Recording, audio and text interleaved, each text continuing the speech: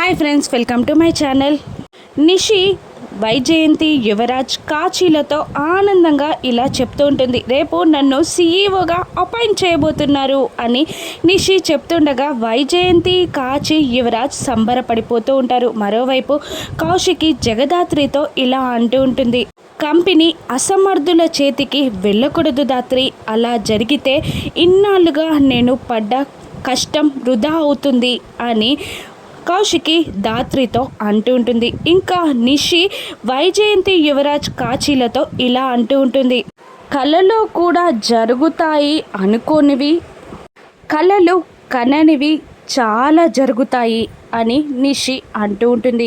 ఇక కౌశికి దాత్రి, కేదార్లతో ఇలా అంటూ ఉంటుంది. వజ్రపాటి సీఈఓ చైర్ అంటే ఒక అలంకరణ కాదు, అధికారం కూడా కాదు, బాధ్యత అని అంటూ ఉంటుంది. ఇక నిషి ఇలా అంటూ ఉంటుంది. వదినని కంట్రోల్లో పెడతా, కట్టడి చేస్తా, మొత్తానికి ఈ నిషిక పెత్తనం ఎలా ఉంటుందో చూపిస్తా అని నిషి చాలా గర్వంగా చెప్తూ ఉంటుంది. కౌశికి మాటలు విన్న దాత్రి కౌశికి బాధని అర్థం చేసుకొని ఇలా అంటుంటుంది.